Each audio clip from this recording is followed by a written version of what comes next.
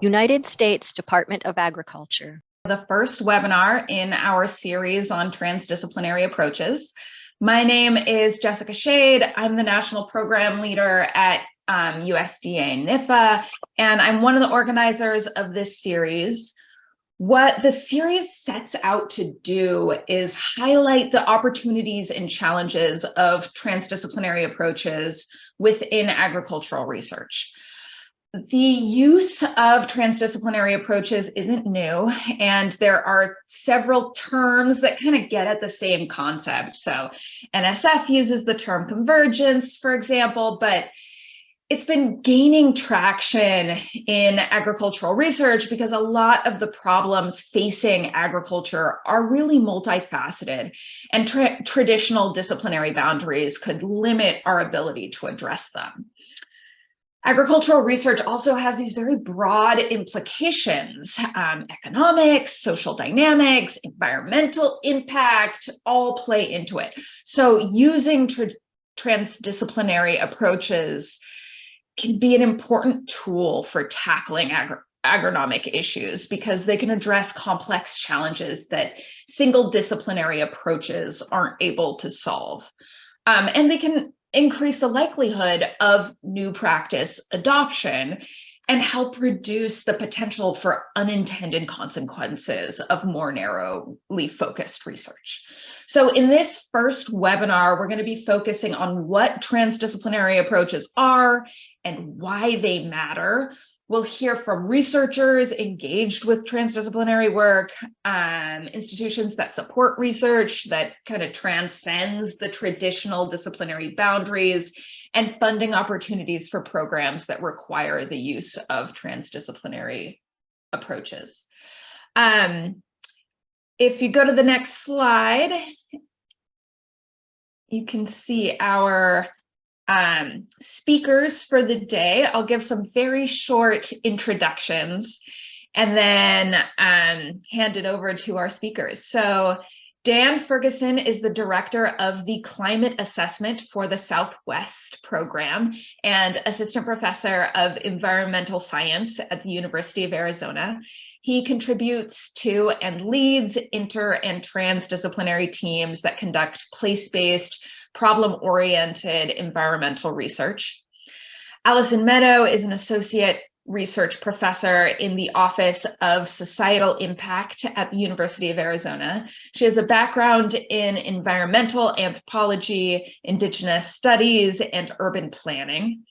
Her research focuses on the process of linking scientists with decision makers to improve the usability of climate science, with a particular emphasis on evaluating the societal impacts of engaged climate and environmental research.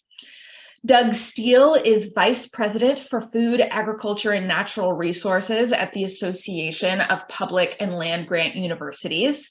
Through collaborative partnerships with over 250 member institutions, Doug provides leadership with a focus on broad, cross-cutting issues related to agriculture, food and fiber, forestry, human sciences, natural resources, and veterinary medicine. And Amy Ganguly serves as a national program leader within the Institute of Bioenergy, Climate, and Environment, providing leadership for programs involving sustainable agroecosystems management. Prior to joining NIFA, Amy spent nearly 12 years as a teaching and research professor of rangeland ecology and 3 years as an ecosystem ecologist for a nonprofit organization. So thank you all so much. And Dan, I'm going to go ahead and hand it over to you on the next slide. Great. Thanks, Jessica. And thanks to Jessica and Pamela and the whole USDA crew for the invitation, the opportunity. So my role here is to sort of set up this conversation today. And I'm going to kind of walk through some background on what is transdisciplinary research, sort of where it fits in the tradition of more integrated research approaches. And why we tend to use them in environmental research. Oh, next slide, please. So transdisciplinary research is, as Jessica mentioned, it's not a new idea. In fact, it's been around in different forms for quite a long time. It's part of a family of research approaches, which are typically described as integrative research. And the integration is among different kinds of knowledge or different ways of knowing or doing knowledge development. So in the case of transdisciplinary research, it's sort of, everybody loves the 2x2 grid. So this figure from Mauser et al. 2013 kind of lays out these different approaches of integrative science. And you'll see on the horizontal axis, sort of low integration. And again, this is integration of knowledge, left to right, low to high. And then on the vertical, who's involved, basically. So academic participants versus group teams that include academic and non-academic participants. So next slide, please. So transdisciplinary research is that upper right quadrant. And the idea is that it's engaging with basically interdisciplinary scientists, what we might think of as just normal interdisciplinary science, which is researchers from different disciplinary traditions, academic, government labs, that kind of thing. But also, and the trans part of this is knowledge from outside of academia. So transdisciplinary research in this kind of framing is the sort of most integrative because it's bringing in expert knowledge from traditional scientific disciplines or even humanities approaches within academia with expert knowledge in society. So in the case of sort of USDA research, this would be anything from farmers to rangeland associations, people who know stuff about things we're working on. Next slide, please. So this definition of transdisciplinary research comes from a 2019 paper that is about rangeland science, and specifically the rangeland researchers. And their definition is transdisciplinarity connects diverse knowledge holders. So that's the society expert knowledge with academic expert knowledge or research expert knowledge. Connects diverse knowledge holders with one another and with their own practice, shares power within the process, and arrives at different outcomes, including action and problem management. So a couple important things that I've highlighted here, the idea that it's connecting this different kind of knowledge, these different kinds of knowledge with practice. So the crux move here of transdisciplinary research is you're doing it in order to have an impact. So it's science with a point, and societal impact as well as an academic impact. So we're trying to advance knowledge, just like any other research enterprise, but we're trying to advance knowledge with the purpose of addressing a societal problem. I work in climate, and so commonly these are questions that are super, super complicated. And so you're trying to figure out how the research we do can actually connect with a problem in the real world. Sharing power is an important part of this because this, years of research about these kind of processes has, shown pretty clearly that this really works best and really only works if there's some power balance. If we reduce the power imbalance between typically academic researchers who might come with all the money, may come with their own questions, that really limits the amount of impact we might have. So what we try to do is share that load and figure out, where can we make sure that the power is being shared? And that might be resources. There's all sorts of ways we can think about sharing power. And then the different outcomes, as I just mentioned, is trying to sort of solve problems in the real world. One more click, please. So the asterisk here is because this is a definition of transdisciplinary. One of the problems with this term and these concepts is they mean many different things to many different people. And you'll see it defined in a variety of ways. And even within funding organizations, as Jessica alluded to, you'll see RFPs that have very different, you'll use the term transdisciplinary and they'll essentially mean very different things. So my asterisk here is, this is what this Knapp et al. Paper is, a very concise definition, and it's fairly representative of what we see in US-based research and in Northern Europe, and specifically in environment and natural resources. So there are other ways of thinking about transdisciplinarity, but for the purposes of this webinar and the sort of USDA approaches, this one seems to fit pretty well. Next slide, please. One more click. So why do we do this kind of research?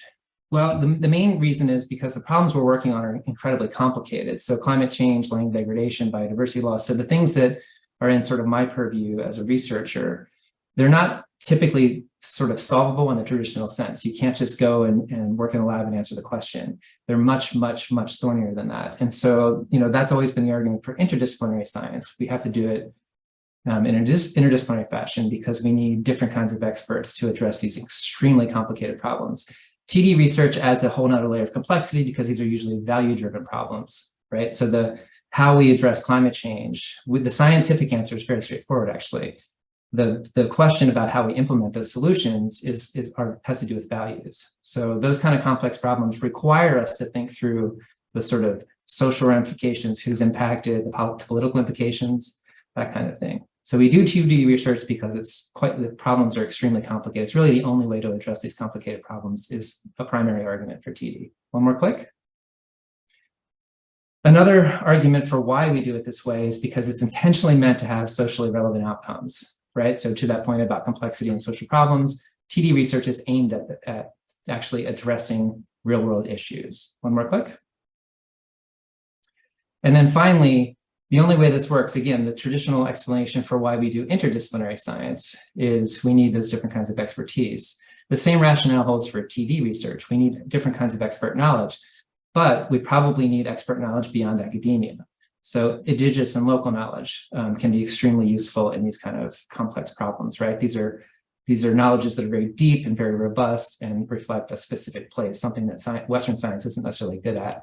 Tacit knowledge is useful, practical experience, specifically in things like rangeland or agriculture. Those kind of experiences are incredibly valuable when we're doing research. All right, one more, next slide. And this is my last slide. And this is just a very, I think, tidy example. And it's initially was funded by USDA. And this is work out of Colorado State University, the CARM project. And I think it's a nice example. So the QR code here, if you go to that's a digital fact sheet about this project. And I just highlighted one paper here by Haley Wilmer and her colleagues. And this project was explicitly designed to engage ranchers and range scientists on a series of essentially collaborative experiments to understand how different manipulations of the ranges would impact all sorts of different things, the ranges themselves, livestock production. I mean, it's a soup to nuts example of, heavily engaged science with different kinds of expert knowledge. And they designed a very specific, and that's what's in the Wilmer paper here, a very specific process for the team, this collaborative large group of different kinds of experts working together, how they did it, decision-making, that kind of thing. So if this is interesting to you, and explicitly if you're working in range, if you don't know about the CARM project, it's a very, very good example of this. I think that's my last slide. Next slide. Yep, that's it. So thanks very much. And I think Allison is the next speaker. I am. Thank you. Good morning or afternoon for the East Coast crowd, and thank you, Jessica. Thank you for the whole team for the invitation. This has been it's been great just thinking through the planning and getting to know this team. So I'm really happy to be here today. So I'm gonna take the one next step into transdisciplinary approaches and try to pick up where Dan left off, and just talk a little bit about the principles and some of the ethics around this kind of research. So next slide, please. So Dan touched on this a little bit, and I just wanted to share a few more of the other terms that you might see. These are all related research traditions that sort of operate in really similar ways. They're using slightly different terms. They might emphasize slightly different aspects of this collaborative and engaged process. But mostly I just thought if you start to dig into the literature, it might be helpful to have a little bit of a cheat sheet of some of the common research traditions. And the names next to these are not the only people working in these spaces, but I wanted to give just a couple of names if you wanted to go and look up a few of the key players. So some of the research traditions that you might see. Action research, that's sort of the grandfather of a lot of this kind of work. Community-based participatory research, you'll see that a little bit more in public health research, but it's a really common term. There's a lot of literature on that. In the climate and environment space, co-production of knowledge is one that you hear a lot. You will also come across post-normal science, mode 2 science, and Doug is here, the Association of Public and Land-Grant Universities. Their term for this is public impact research. So another really nice resource is some of the work that APLU has done in this space.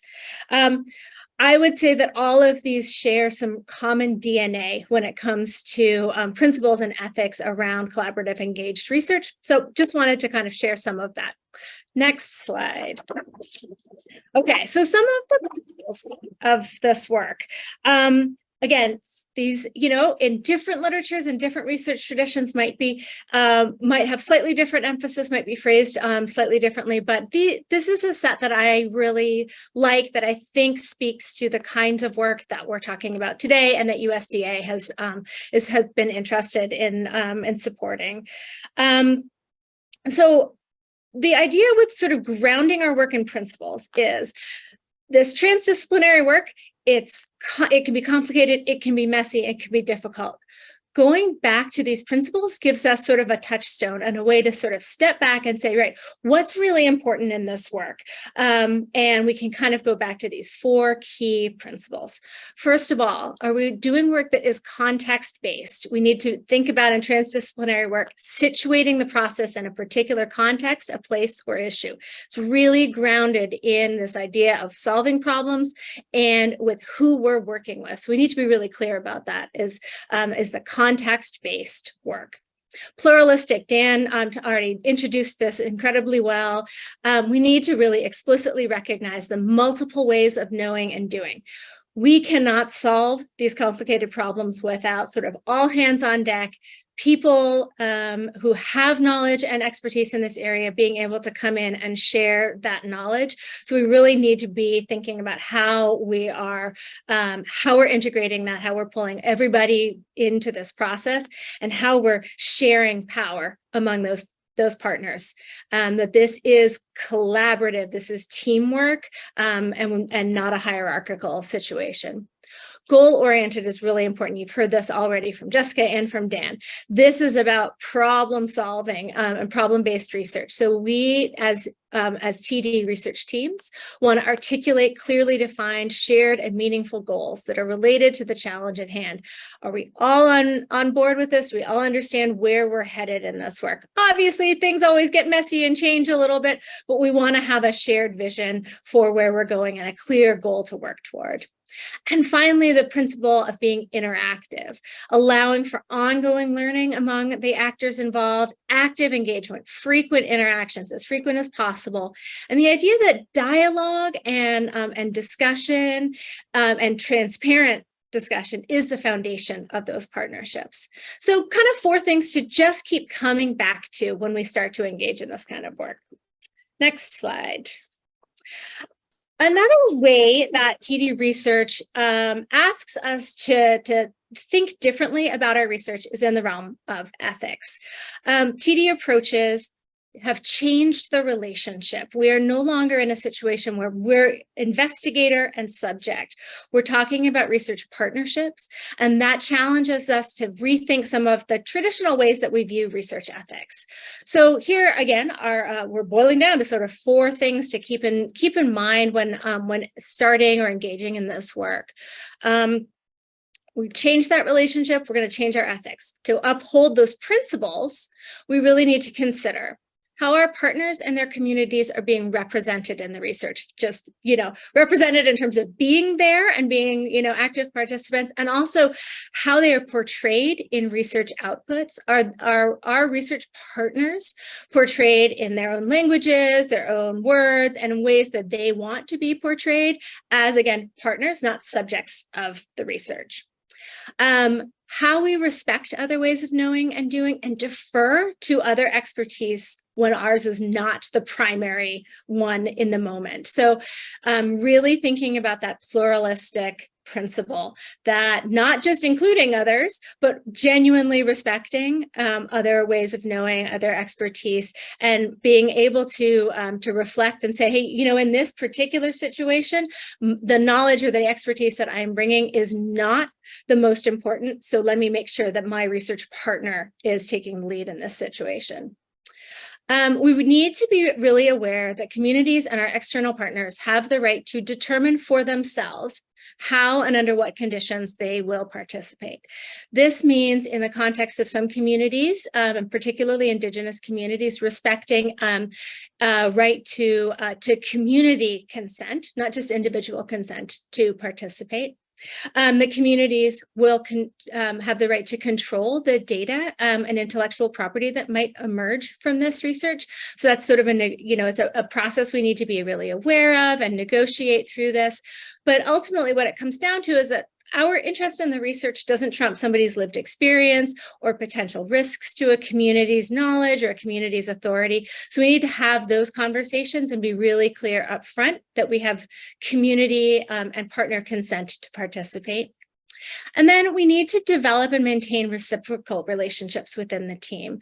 Often in academic research, we're the ones that get direct benefit from this, right? Professional benefits, maybe we're getting the grant, so our salary is tied to this. In transdisciplinary research, it's incredibly important to make sure that the benefits are shared. We are asking non-academic partners to come in and share their expertise, share their knowledge, share in roles and responsibilities. And that means making sure that there are direct benefits back to those partners in this. So it might mean rethinking a little bit of the research goals, rethinking the way that we're structuring our outputs to make sure that community or external partner needs are met in this process. Okay, next slide. Okay, one more way that that transdisciplinary research just challenges us to think and operate a little bit differently is in the way that we measure our success. And I've sort of titled this "Measure What Matters."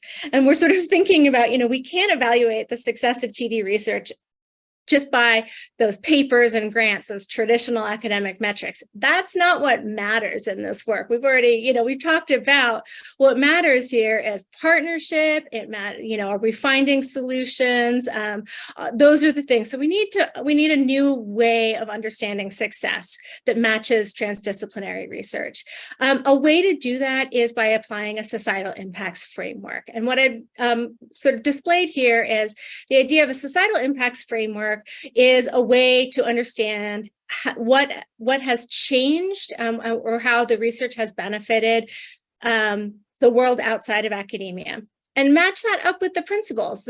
That's what we know what matters in this work. So some of the ways to kind of understand and assess our success are to think about how the research has contributed to changes knowledge or awareness about an issue. We call that a conceptual impact. That relates to that context base. Are people really understanding what's going on in this context? Is the research contributing to enhancing skills, expertise, and resources of an organization or group of people? Again, outside our external partners, that's the focus here. So capacity building. Is it leading to new or strengthened relationships, partnerships, or networks? Trust is so key and fundamental to transdisciplinary research. We really want to have a way to document that and understand success in building trust. So relationships, partnerships, networks is one way to do that. We might be able to actually contribute directly to plans, practices, and policies, sort of an instrumental impact. The research really could help make some changes in the real world in that way. Similarly, we might also get a chance to see that research, through plans, practices, and policies having a beneficial impact in social or ecological systems. And finally, and this relates to this idea of like flipping things back a little bit, contributing to changes in attitudes towards transdisciplinarity or engaged scholarship. And this speaks to the idea that this kind of research can change us as researchers and change our research institutions and our funders. And I think that the fact that we're having this conversation today is such a fantastic example of this, of a funder and a big research agency really thinking about this. So that final one really speaks to the idea of institutional change and how our organizations are starting to support this work. That is actually it for me, but I think this is the perfect handoff to Doug because I ended on this idea of what are organizations and institutions working on in this space. So thank you. Thank you, Amy. Good afternoon, everybody. Allison, I apologize. Good afternoon, everybody. It's a pleasure to join you. I want to start by thanking the sponsor of this webinar, National Ag Library and National Institute for Food and Agriculture. Jessica and her team have done all the work behind the doors that has to happen to have this kind of conference take place, webinar take place. And also want to thank Allison and Dan for laying a really good foundation. Through many of our careers, especially in recent years, we hear about transdisciplinary without really good concrete evidence of what it looks like, what it should look like, and how it can be successful. And I've learned a lot as we've worked together, put the presentation together, and hopefully have some words I can share with you to help you understand where our land-grant universities and public universities of agriculture fit into this. Also like to welcome you to my office on 1220 L Street and Washington, D. Street. Please stop by anytime you're in town, and we can have a cup of coffee and talk about things that are important to you and the work that you're doing. I love this first slide because a lot of people have great expectations for our land-grant university system, and they should. Historically, our land grants were passed into federal law the same year that USDA was, and I don't think there's it was an accident that the People's Department, the U.S. Department of Agriculture, and our land grant university system share the same year as our startup, and has been critical over time, the partnership between land grant universities and USDA. Next, please.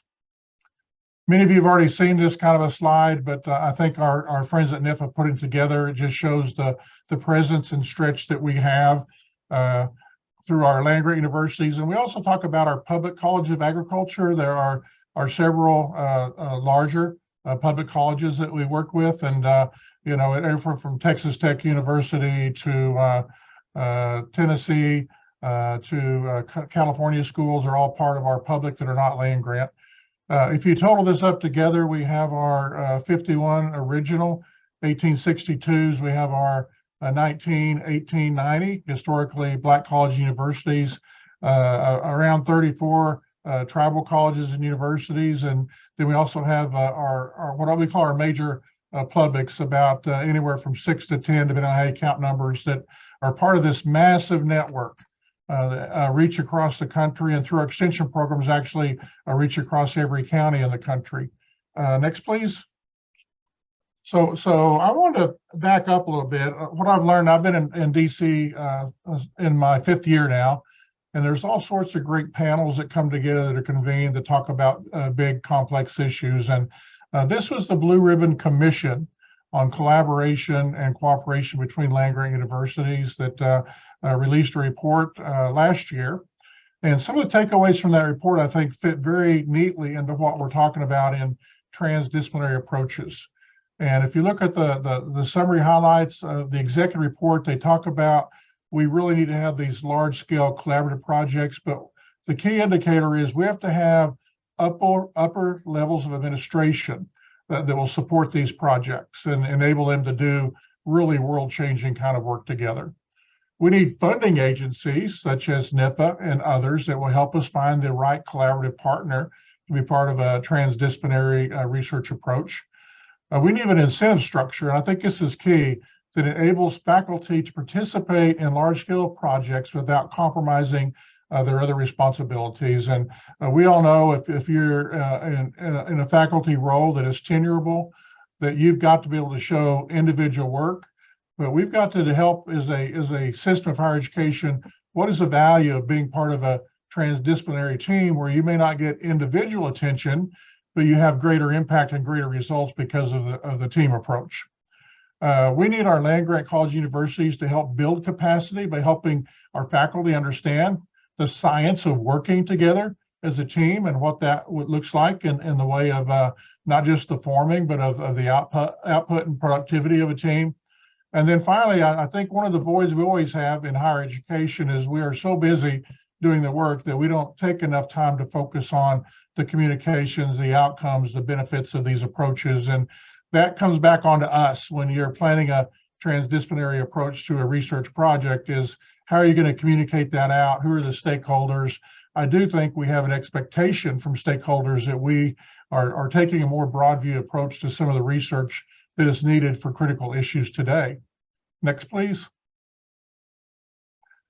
Previous to coming here, I was with the Texas A&M AgriLife, and so I'm still getting all their news feed stuff. And most recently, this is posted about the collaborative research they have that's going to bring up to $65 million in a 5-year multi-commodity project.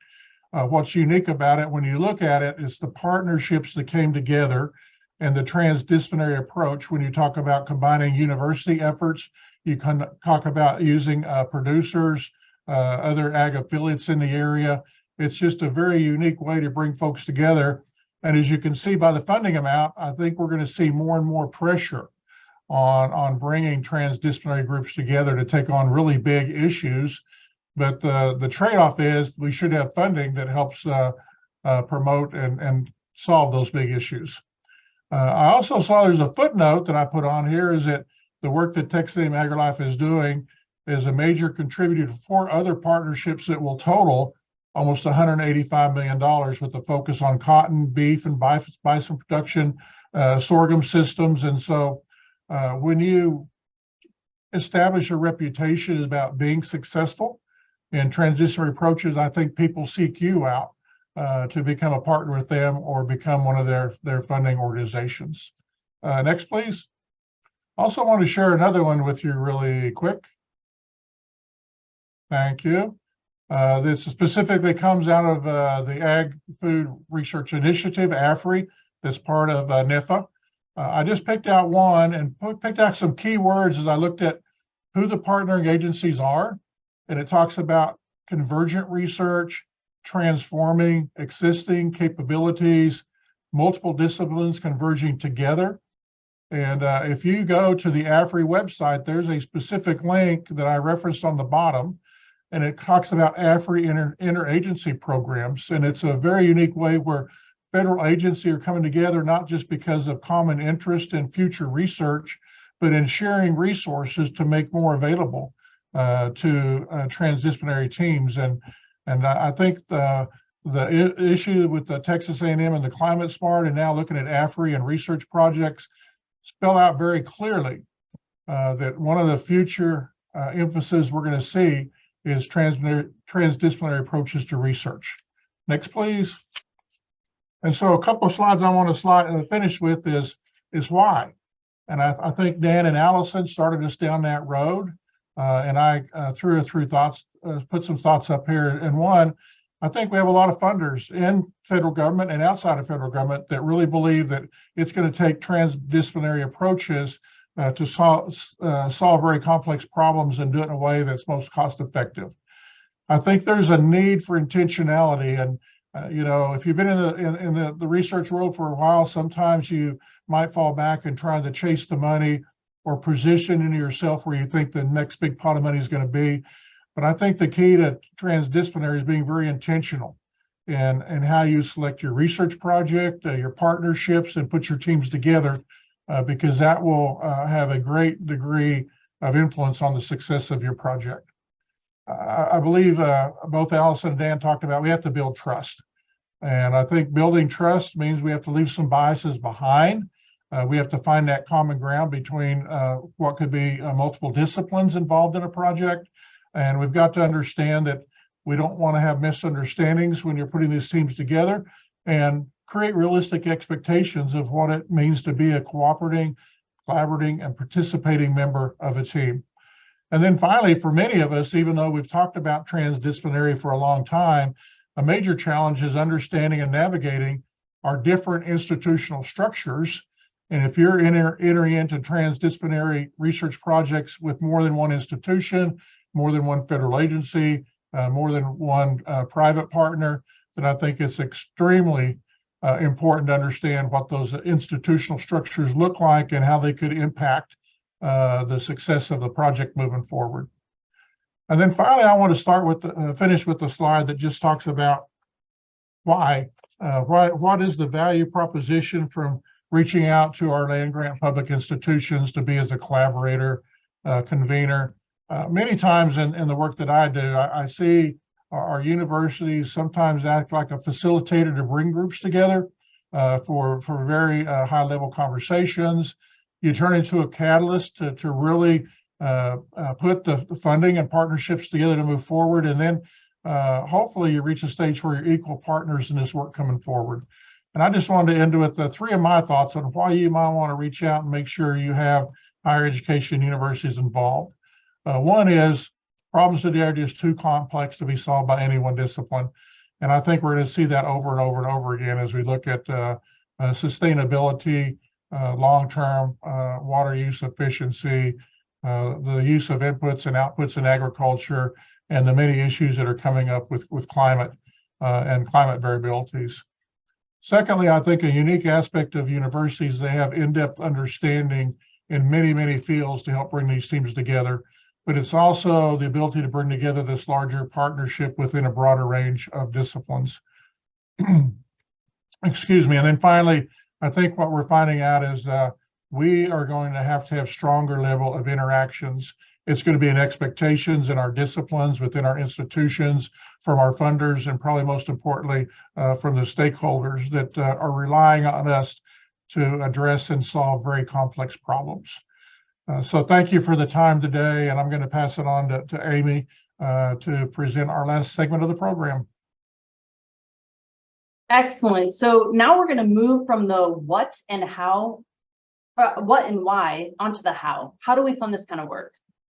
In this short presentation, I'm going to share a few perspectives on transdisciplinary research from the perspective of the National Institute of Food and Agriculture, otherwise known as NIFA, which you've already heard us throw that acronym around. My goal is to briefly characterize NIFA, how we view transdisciplinary work, and highlight a few programs that explicitly require transdisciplinary approaches and a few that do not have that explicit requirement, but naturally support transdisciplinary work. So NIFA is considered the premier agricultural funding agency in the United States. It was established through the Farm Bill in 2008 to find innovative solutions to issues related to agriculture, food, the environment, and communities. Our mission is to invest in and advance agriculture, research, extension, and education to solve critical issues. Annually, we grant over 2,500 awards with associated expenditures in the billions. NIFA has traditionally supported transdisciplinary work, but I want to acknowledge that we recognize that even internally, there's still confusion surrounding what transdisciplinary means. And I think that this discussion has been perfect to help provide clarity. We have initiated discussions within our agency, which parallel discussions like the ones that we are having today and will also be covered in future webinars.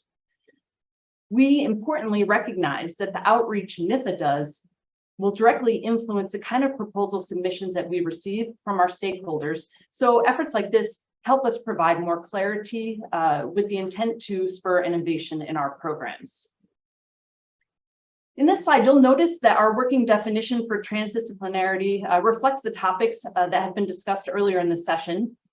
And we have intentionally moved beyond the simple description that we have previously used, which focused on transdisciplinary teams, which are undoubtedly a critical component to transdisciplinary approaches, but again, one element of what we consider to be transdisciplinarity. Now, we're often asked the question, should all projects require a transdisciplinary approach, transdisciplinary approach? In short, no. The point that I want to make here is that we see research approaches need to align with the issues that they're trying to address. For example, we need strong biophysical research approaches to establish relationships, interactions, and mechanisms that underlie critical processes. On the opposite side of the spectrum, establishing insights regarding decision-making needs strong social science approaches. The blending of approaches, however, is where we generate the more applied and arguably actionable elements of the spectrum. Truly transdisciplinary approaches operate in this area and not only have stakeholders engaged in problem identification, but other elements in the process as well. This slide might be a little bit familiar because, as Dan described earlier, he clearly articulated trans and interdisciplinary approaches, which are both integrative, but differ in the involvement of non-academic partners and researchers. So we at NIFA recognize that there are reasons why a project team might use different disciplinary approaches in their research projects. For example, the need for a transdisciplinary approach is often driven by a complex problem that is not yet clearly identified by a group, something that is solution-oriented, something that needs the involvement of those non-academic stakeholders in knowledge production and decision-making. On the other hand, an interdisciplinary approach may be used by teams to address a more defined, less complex problem, and one that might be difficult for non-academics to understand and interpret the knowledge produced.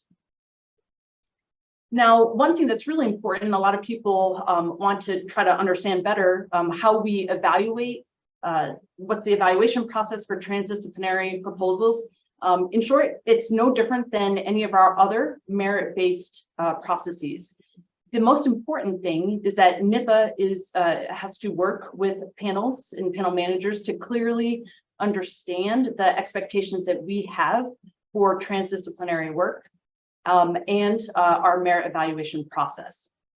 And we expect, and our job is to make sure that panels are utilizing that in the merit evaluation and subsequent ranking of proposals based on the request for applications.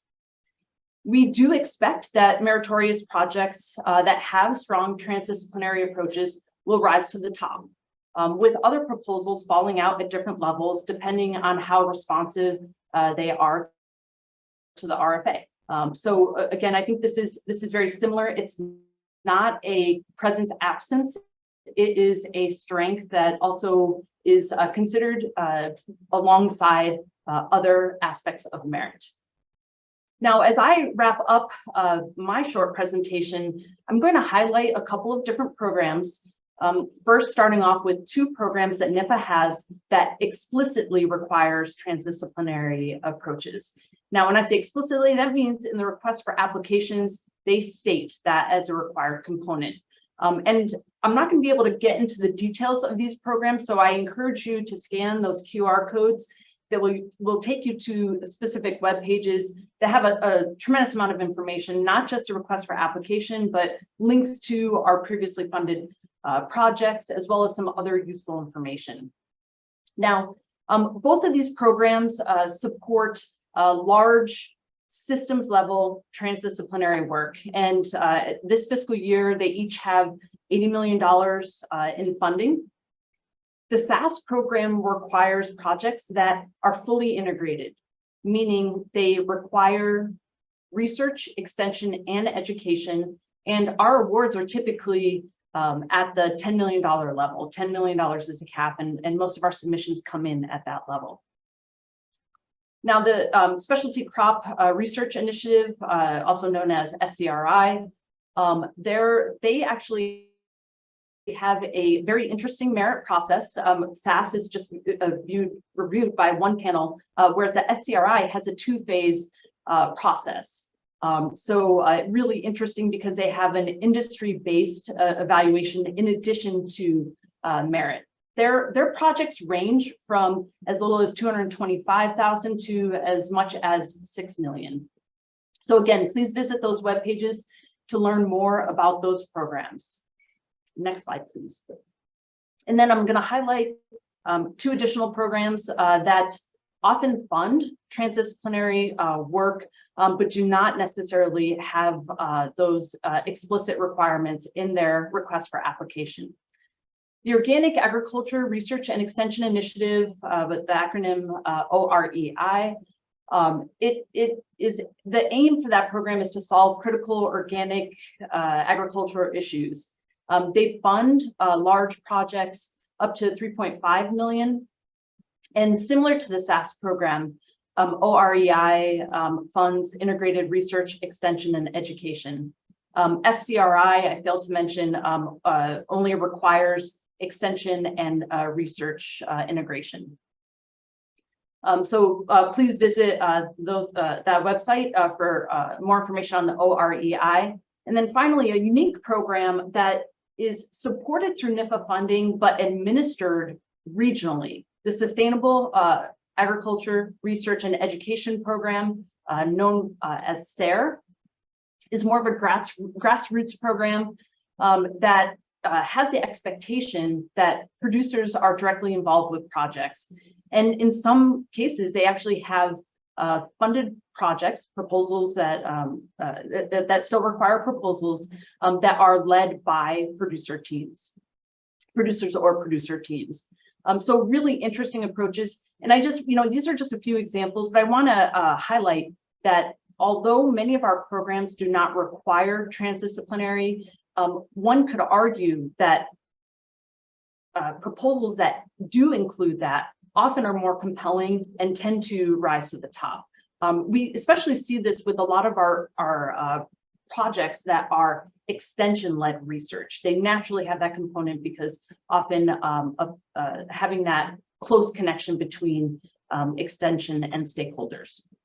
And finally, I want to take a moment to acknowledge that USDA is an equal opportunity provider, employer, and lender. And now I'm going to turn this back over to Jessica for an opportunity to hear some of your questions. All right, great. Thank you all so much for these talks. It's a great first look into transdisciplinary approaches.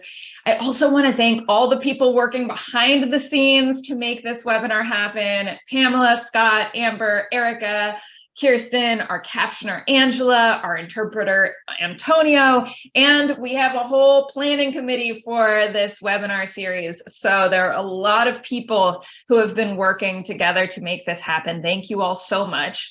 I mentioned that this is just a first look into transdisciplinary approaches. This is a series. We're going to be putting out new webinars every few months. So our next one is focused on the science of team science. It's on December 6th, and you can register at the link here. There's also a QR code if you want to scan that to register. But we'll be digging deeper into different aspects of transdisciplinary approaches that were mentioned here. So we've had many questions come in.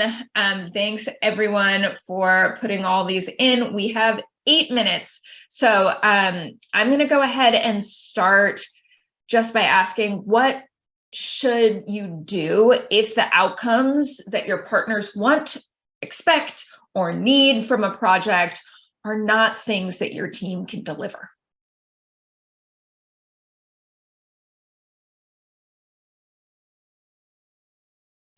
I'll jump in on that one, Jessica.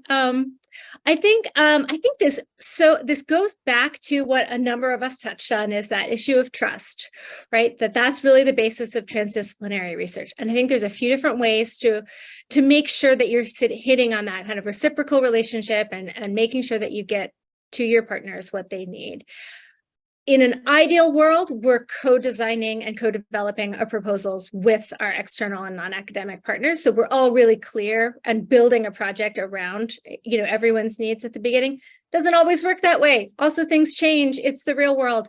And so we, again, hopefully have some opportunity to adapt as we go. So if there are emerging issues that come up during a project, think about ways that you might be able to add someone to your team, build some skills for somebody that's already on the team to address the particular need that's arising. See how you can do that. And I think the big thing is being really transparent and honest and keeping that dialogue going, so that if something comes up and your team is not able to meet that need or fulfill that, or it's just, resource-wise or time-wise, you're having that conversation amongst the whole team so that there aren't any surprises and we're not breaking trust. I think it's far worse in these relationships to overpromise and not be able to deliver than to be really honest as early as possible and say, that particular bit is not feasible. Is there something else that we can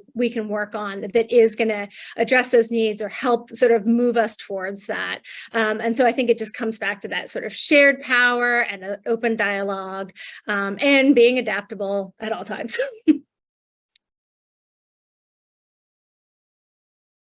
All right, anybody else, or I'll move to the next question.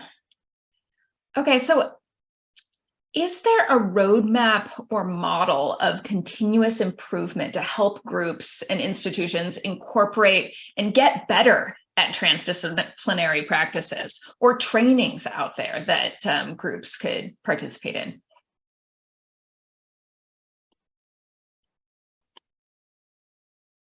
Well, I'll have a short answer, and the answer is not that I'm aware of, but obviously there could be a need. I think the presentations that we had on the webinar are a good starting foundation. I sure would not call it a roadmap by any means, but it kind of talks about opportunities, obstacles, and pitfalls, and you know, if you're putting together a roadmap, it takes some time to do that, and you have to have resources, and you have to have somebody convene and bring together. And I don't know, Jessica, I'll throw out the idea maybe it's worthy of a NIFA planning grant to get the right people together that can focus on this. Would be one option, but I'm not aware of anyone that currently exists. And one, it's still kind of a youthful field when you think about really trying to do transdisciplinary work. And I'd also add to what Allison said earlier. I think you can prevent some of the pitfalls by being very intentional in how you put your partnerships together, having that very clear expectation of what you're trying to address. And I think that Dan talked a lot about the kind of the trust factor, how you build that relationship. And there's a lot of good considerations I think could be used to build a roadmap, but I'm not aware of one that exists. Jessica, I'm going to I see another question that's somewhat related. There's about literature available. There's a guidebook that's quite old now it's 2008. It was produced. There's a big transdisciplinary environmental movement in Europe that's gone on for probably 20 years now.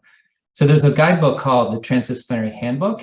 And it exists and it has limits, but it's laid out from a very, that Northern European sort of approach. So there's sort of more money for this basically. But that does have a lot of the sort of fundamental stuff. It's not, by no means is it a sort of how-to manual. It just has a lot of kind of best practices and good ideas. But again, it's pretty old at this point. It's 14 years old, I think. And I'll also add in, someone mentioned this in the questions as well, but there is a group called Insights, so Teaching the Science of Team Science, that has not just webinars, but also a conference every year. And if you come to our next webinar, we'll be hearing from Jenny Cross and some of her team members, and they also have trainings available. So there's a lot out there. I'm going to just add a little bit. I think there's some really, really exciting work in this realm happening, particularly for our earlier career researchers. They're demanding it. The current group of graduate students and postdocs and early career folks are absolutely coming in saying, this is the kind of work we want to do. And they are demanding to have this kind of training and support. So we are seeing fellowship programs, more and more courses being offered at undergrad and graduate level. I think where we still have some gaps, and I love your idea, Doug, because I think there is some opportunity for our mid and senior career folks who are applying for those really big grants right now. And as the funders are changing their expectations, we have an opportunity to help build those roadmaps and build those skills among sort of our current crop of researchers, so that we make sure that this work is getting done really effectively in the short term, while we're also getting our early career folks, they're just growing up in this, in sort of an academic sense. So yeah, lots of opportunities. Let's do it, Doug. Let's do a planning grant and get this done.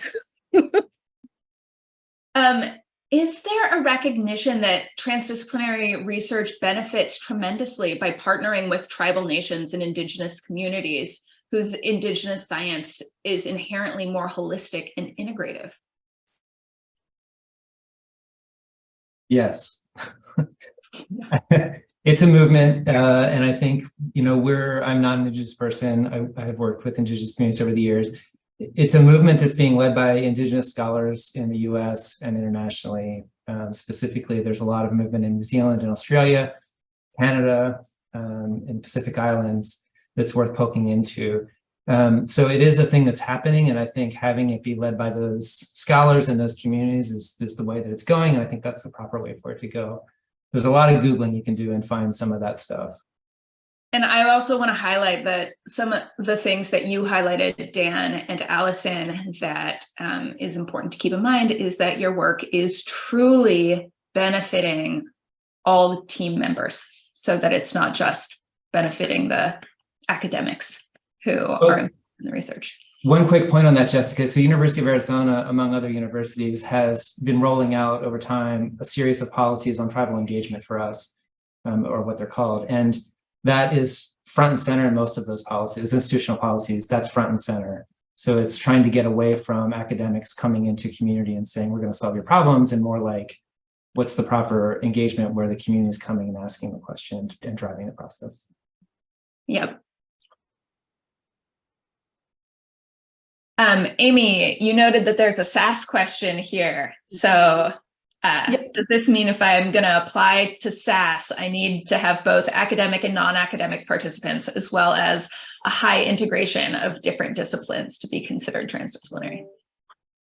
Yes, and so in short, yes, to be competitive. We believe when we put together these large programs, I mean, you know, it's a high stakes program, $10 million, we take that seriously. We believe an approach like this is required to advance transformative research in agriculture, forestry, the environment, communities, right? So in short, yes, you could certainly apply, but again, we're going to see that spectrum. Proposals that have high merit and hit all of those elements of the RFA are likely going to fare better. Now, another question I noted, Jessica, in the questions was, where can I find examples of transdisciplinary projects? And one thing, if one of my colleagues could put in the chat a link to our NIFA data gateway or enterprise search, that would be one place to search for some projects. But in general, you could also look at the websites, those links that I provided to get to the SAS program. Once you get to that web page, we have a list of our previously funded projects, right? SCRI, I believe, has something very similar. But these are places where you can look at examples of those projects. And because it lists those project directors, I've noted that several of the project directors for some of our SAS program are on this call. Reach out to them, ask them, you know, how they did it. If you're uncertain, this community, there's a reason why a lot of this information is public.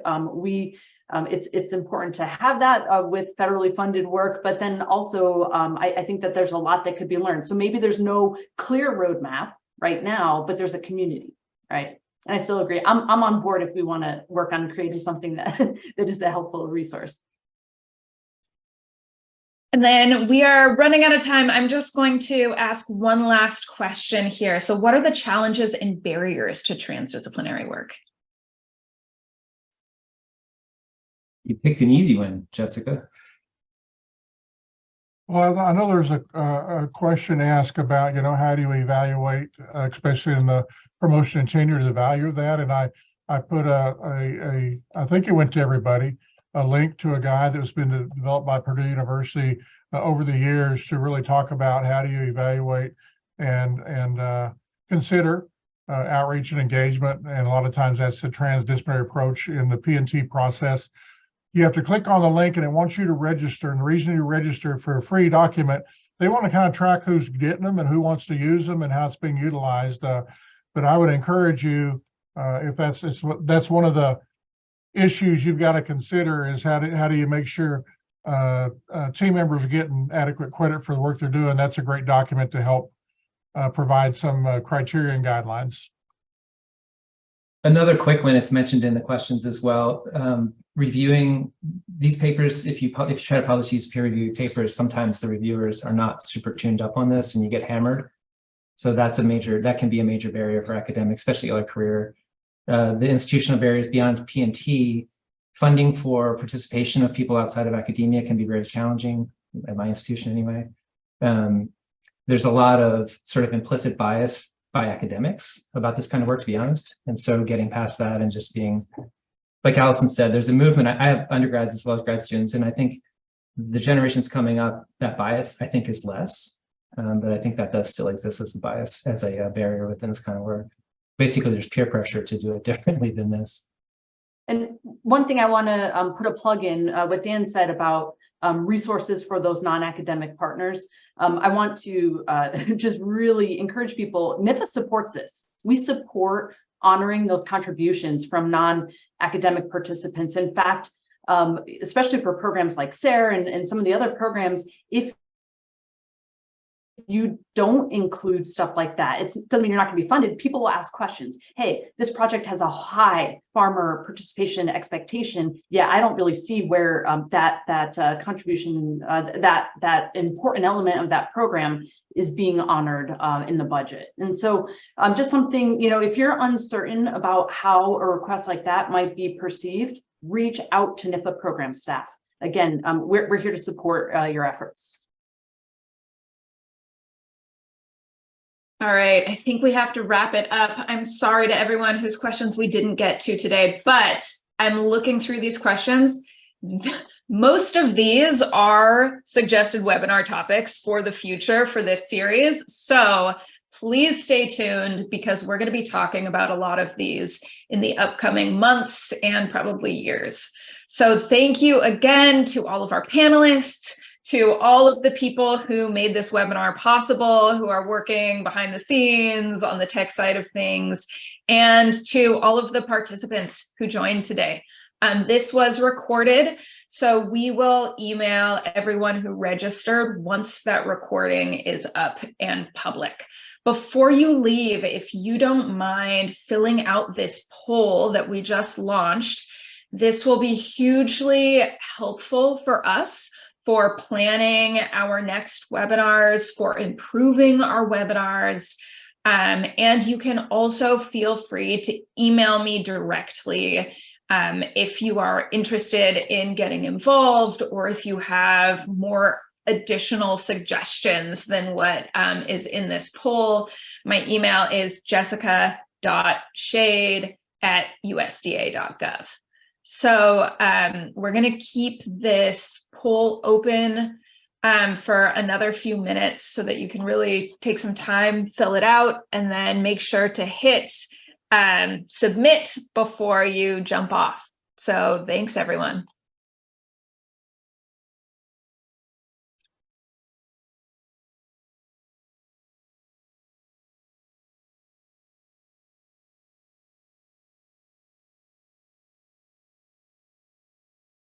USDA is an equal opportunity provider, employer, and lender.